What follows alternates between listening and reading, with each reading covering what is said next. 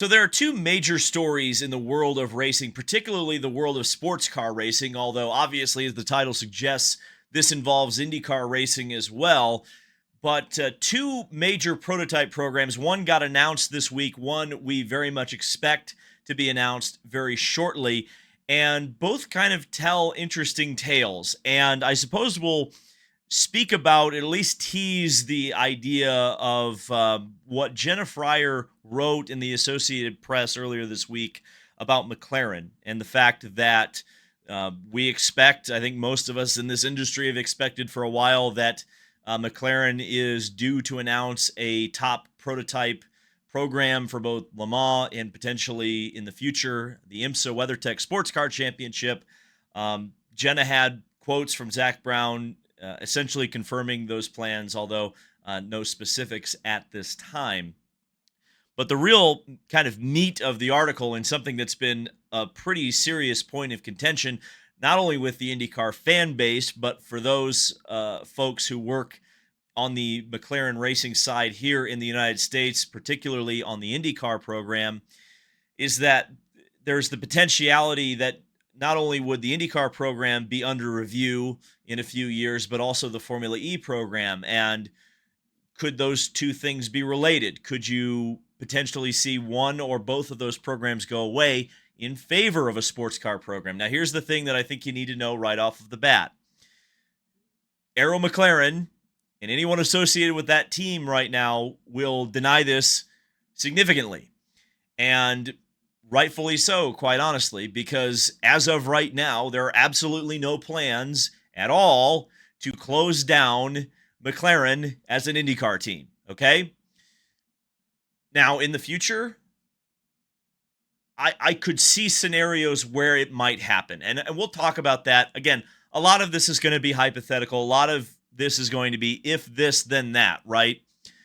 We're not necessarily saying, calling for the end of this program. But I think there's some smoke here, and I want to kind of talk through it and explore it, because I think a lot of people, when they read this article, especially in the IndyCar community, immediately assumed that Formula E would be the thing that would be cut.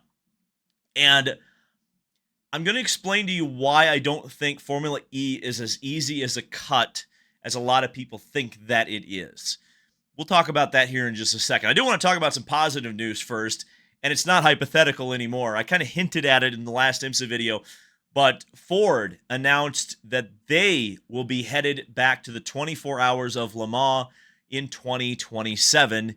And at least if you understand some of the other things that have been thrown out there, I think Marshall Pruitt at Racer had this, that there's an expected IMSA program to follow that in 2028. But the World Endurance Championship in Le Mans in 2027, and then potentially IMSA in 2028 and beyond. And, anytime Ford gets involved in a major auto racing series, particularly one that isn't NASCAR, it's a big deal as far as I'm concerned, because obviously when you think about Ford, it is an enormous car company here in the United States.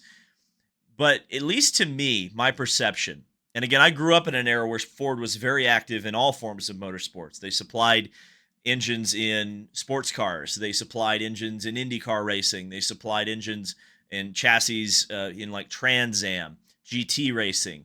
They were all over the world, Formula One.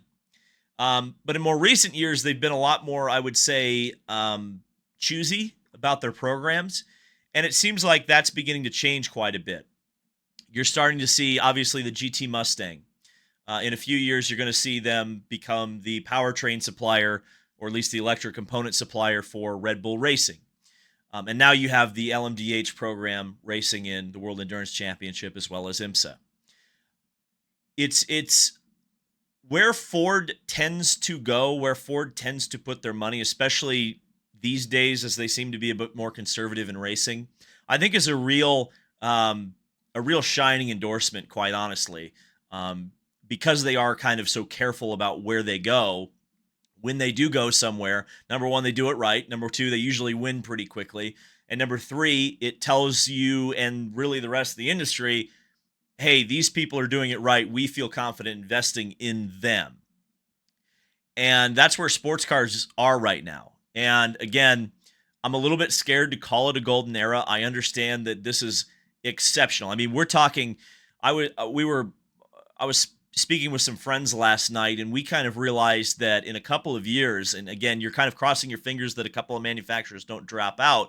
But you could have a minimum of 27 cars in the top class of the 24 Hours of Le Mans, and you might be pressing that 30 number or above, depending on how many manufacturers choose to supply privateers and how much interest there is in privateers running LMH cars at the 24 Hours of Le Mans.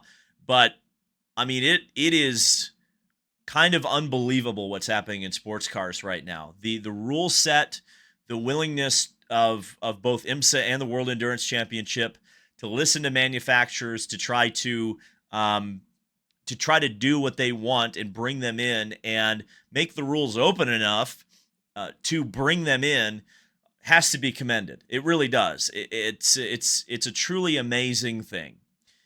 And it is a little bit disappointing, especially as someone who, I get it. I'm glad I dipped my toe in the sports car water when I did, because that's a place that I can go. That's a place that I can cover racing. That's a place where I can talk about it.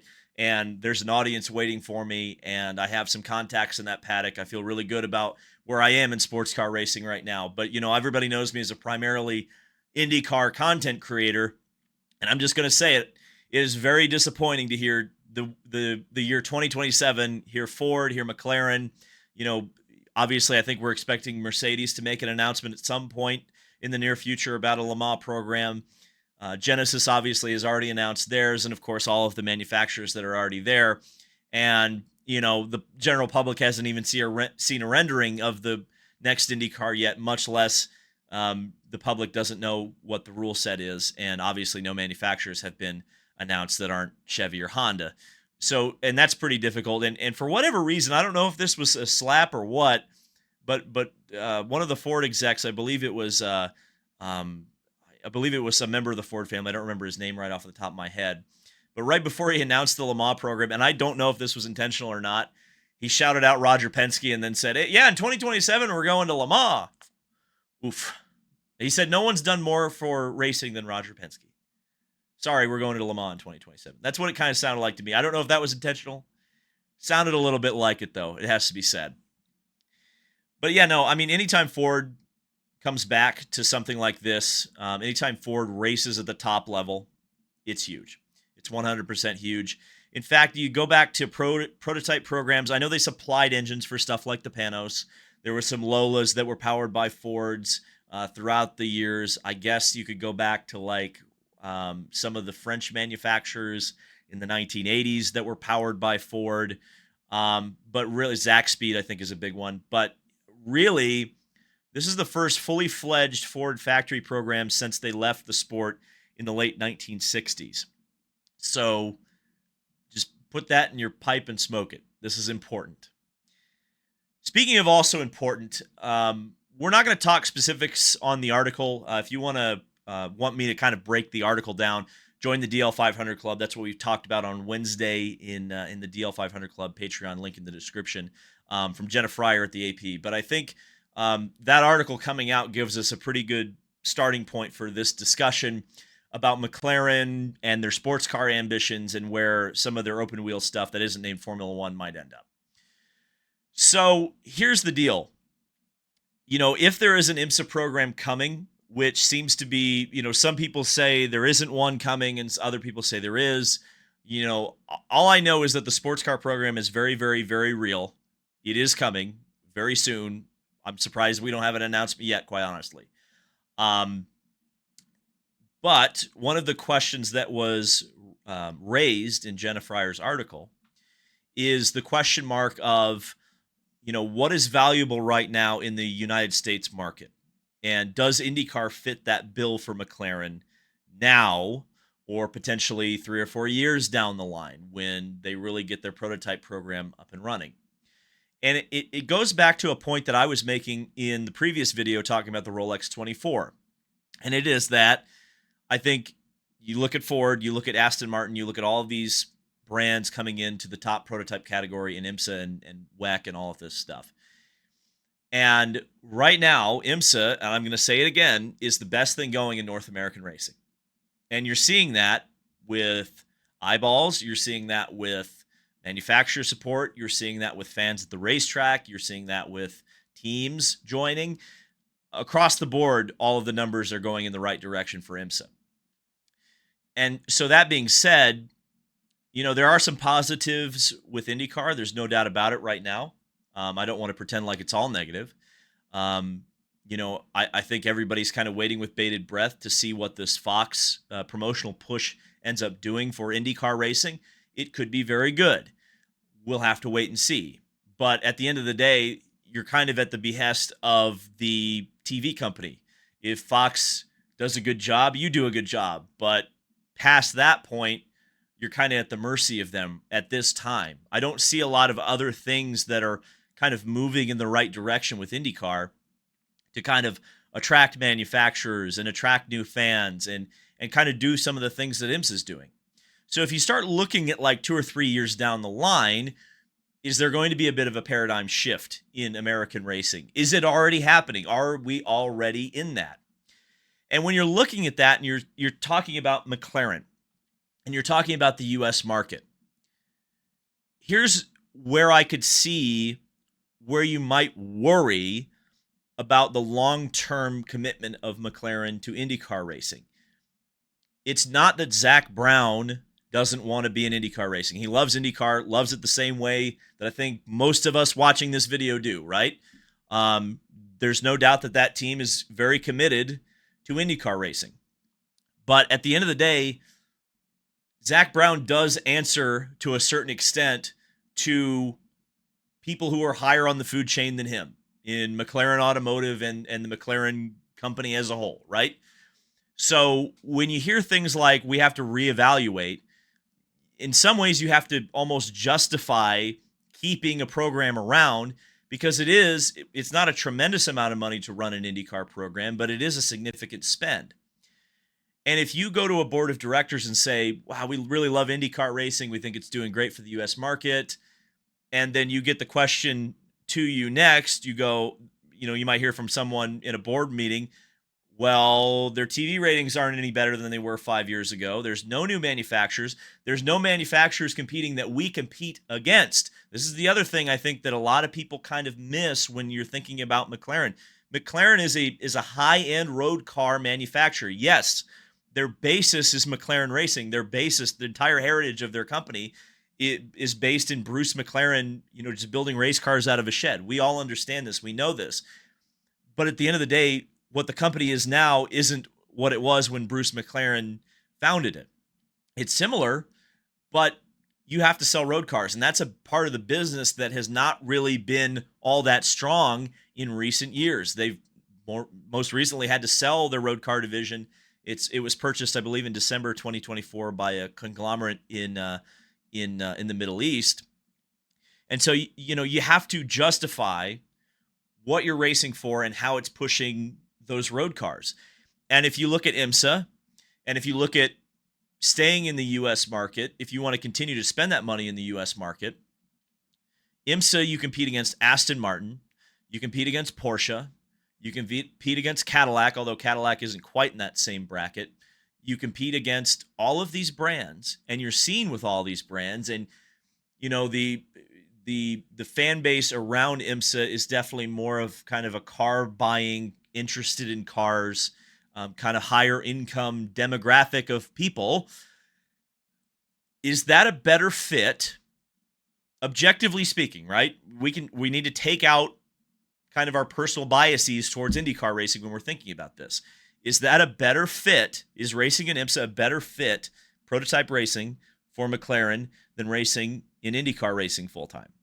Now, a point that Jenna made in her article, and it's something that's quite interesting because it's actually a possibility I'd kind of heard floated to me as well, would be the idea that McLaren wouldn't totally, abandon IndyCar if the doomsday scenario happened, right? And honestly, the idea of them doing the Indy 500 only would make a lot of sense to me because, quite honestly, looking at, if you gave me, you made me the team principal of a racing team, right? And you gave me a road car, a budget from a road car company, and you said, okay, we need to expand our brand here in the US. What are you going to do? How are you going to do that? And I would say right now, I would say we need to be in IMSA GTP racing full time, but we also need to race in the Indianapolis 500 because it's the biggest and most important race in this country. But the issue right now with IndyCar racing, and really the issue since before 1979, has been that the rest of the series struggles to pull its weight. And the interest level just isn't sustained in the same way that it is sustained past the Indianapolis 500. And, it's obviously had its huge peaks and its huge valleys.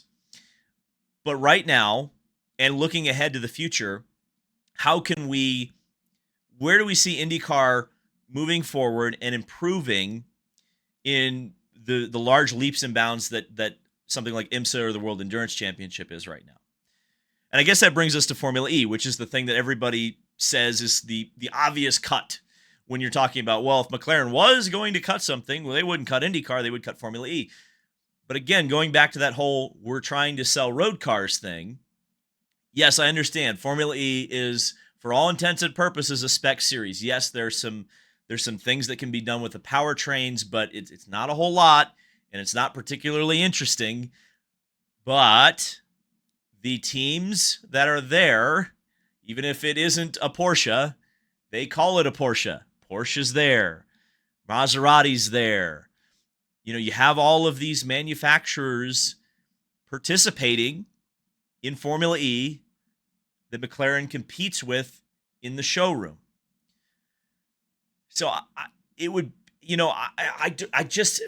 I understand where the thought comes from that Formula E is an easy cut. And remember this, I remember there was a long time period where everyone thought that when Porsche went back to Le Mans, they would cut the Formula E program out.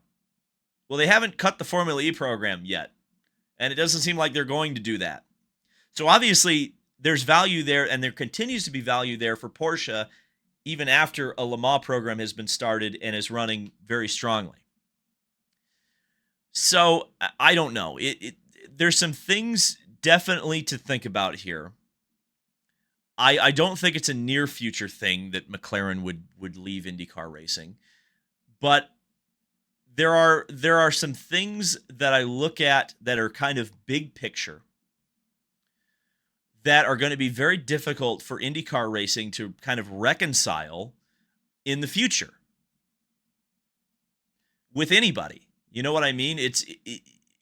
They're going to have to continue to justify team owners and manufacturers to spend money in IndyCar racing. And if this Fox thing, because right now the Fox thing is the thing, everybody, I've said this a few times and I'm telling you, the biggest story of this season, as sad as it is to say, is the fact that the TV provider is different for IndyCar racing. And a lot rides on that right now. So we'll see. If IndyCar starts a massive uphill trajectory because of their relationship with Fox, all of this speculation that's been done in this video means nothing. But if it continues on a similar path, or even goes down, God forbid, other series, such as IMSA, such as the World Endurance Championship, and yes, even Formula E, becomes somewhat more attractive. So I would say this. Don't expect to have to sell your papaya, gear anytime soon. And by anytime soon, I would say the next 2 years at least. But I would say if trends continue the way that they are, and one series is going up while the other series is either stagnating or going down, I could see some changes blowing in the winds. You know what I mean? So I don't know. It's definitely an interesting discussion point. But again, as of right now, McLaren ain't leaving. It's all going to be okay. It's all good. It's all good. Wait a second. They could sell their charters. They could sell their charters to Prema. No, I'm just kidding. Just kidding. Thank you guys so much for watching. We'll see you in the next video. I imagine the comment section on